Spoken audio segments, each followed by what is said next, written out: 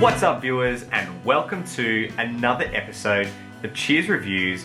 I'm your host, Jimmy, and today we are talking about the Tokai Legacy 51 PB style electric bass. This is the first time I've ever had a Tokai bass.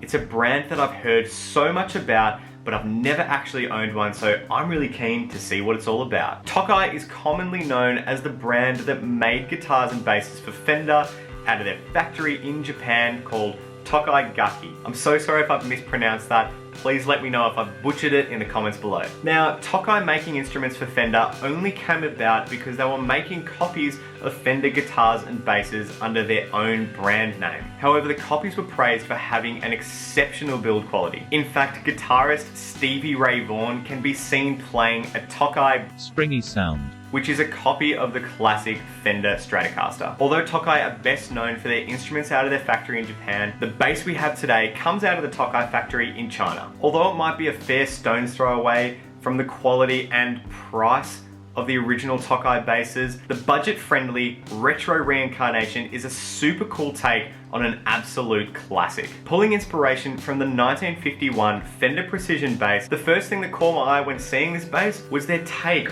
on the lollipop design headstock. I think it looks really cool. I'm a big fan of it. These come in 4 different colors. You've got cream, natural vintage, pink, and the 3-tone sunburst that we've got today. I do love the 3-tone sunburst on this bass because it reminds me of those 70s 3-tone sunbursts where you've got black, red, and yellow. I won't lie though, that pink is pretty cool. Jumping into specs, we've got a basswood body, a solid maple neck, maple fretboard with black dot inlays, vintage style bridge and tuners, and a Tokai Legacy single coil pickup controlled by a single volume and tone dial. Tokai have expressed that the pickup has got vintage voicing, and I'm really keen to see if that is true. So without much further ado, let's see how it sounds.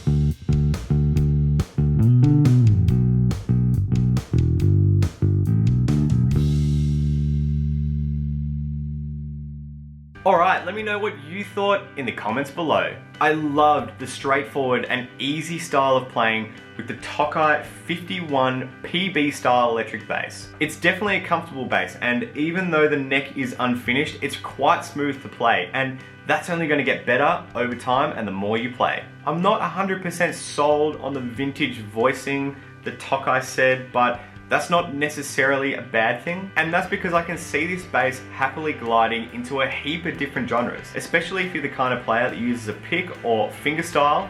I think it'll be really versatile. Now, the build quality of the Tokai Legacy bass is genuinely pretty good, but it's probably not as seamless as, say, the Squier Classic Vibe 50s precision bass. But then again, it's not as expensive, so there's that. Check with your local dealer for pricing, but I picked this one up brand new for 499 Aussie buckaroos, which represents good value. So I reckon I might do a shootout comparison between the two.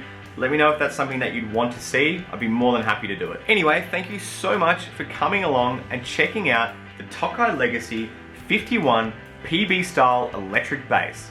If you liked today's video, please give me a thumbs up. It's how I know that I'm doing a good job. And if you want to see weekly bass related content, go ahead and smash that subscribe button down below. But until next week, keep on rocking, and I'll see you next time.